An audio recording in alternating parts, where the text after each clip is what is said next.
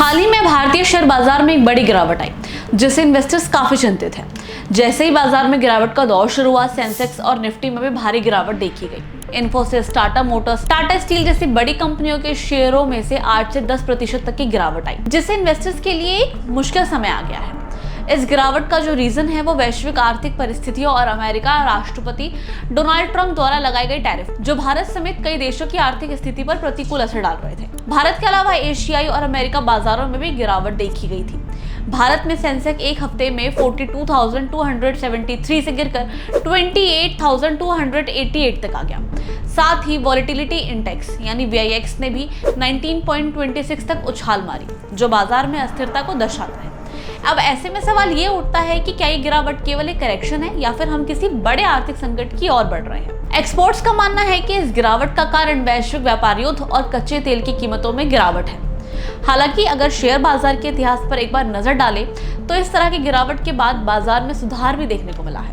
उदाहरण के लिए 1865 में भारत में पहली स्टॉक मार्केट क्रैश हुई थी, जब अमेरिका गृह युद्ध के कारण कपास की मांग घटी थी। इसके बाद 1875 में बॉम्बे स्टॉक एक्सचेंज की स्थापना हुई और बाजार ने तेजी से सुधार किया। 1982 में भी रिलायंस इंडस्ट्रीज को एक गंभीर संकट का सामना करना पड़ा था, जब बाजार में शॉर्ट सेलिंग की वजह से शेयरों की कीमतें गिर गई थी।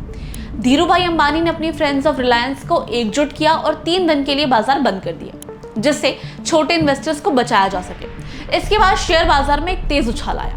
2008 में अमेरिका वित्तीय संकट के कारण भारतीय शेयर बाजार में भी गिरावट आई थी। सेंसेक्स 950 अंक गिरकर 15,000 के नीचे चला गया था, लेकिन इसके बाद बाजार ने सुधार दिखाया और 2009 में उछाल आया।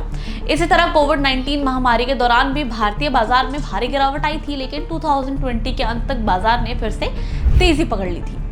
इन घटनाओं से ये सीखा जा सकता है कि शेयर बाजार की गिरावट के बाद बाजार में सुधार और वृद्धि की संभावना रहती है। जब शेयर बाजार गिरता है तो ये उन इन्वेस्टर्स के लिए अच्छा अवसर है जो सही तरीके से इन्वेस्ट करते हैं। गिरावट के दौरान आप अच्छे और मजबूत बुनियादी ढांचे वाले शेयर खरीद सकते हैं, जिनमें लंबी अवधि में विकास होने की संभावना हो। अगर आप शेयर बाजार में निवेश करने की सोच रहे हैं तो ये समय आपके लिए एक अच्छा अवसर हो सकता है, लेकिन आपको ये सुनिश्चित करना चाहिए कि आप लंबी अवधि के लिए निवेश कर रहे हैं और जो शेयर आप खरीद रहे हैं वो भविष्य में आपके लिए कितना अच्छा साबित हो सकता है या आपको कितनी ऊंचाई तक लेके जा सकता है। इतिहास ने ये साबित तो कर दिया है कि शेयर बाजार गिरने के बाद हमेशा रिकवरी होती है और वो एक अवसर भी देता है आपको।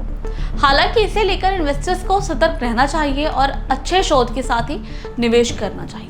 अगर आप शेयर बाजार के बारे में अधिक और जानना चाहते हैं या आपको कुछ नहीं पता है या आप इन्वेस्ट करना चाहते हैं तो आप प्रभात प्रकाशन की बेस्ट सेलर किताबें जैसे इन्वेस्ट मनी, शेयर मार्केट में चंदू ने कैसे कमाया और चिंकी ने कैसे गवाया और आप भी बन सकते हैं इंटेलिजेंट इन्वेस्टर, ये किताबें पढ़ सकते हैं। ये किताबें आपको बाजार के बारे में गहरी जानकारी देंगी और निवेश की दुनिया में आपके कदम को मजबूत बनाएंगी। ये किताबें आपको ऑनलाइन साइट्स जैसे Amazon और Flipkart पर आसानी से मिल जाएंगी।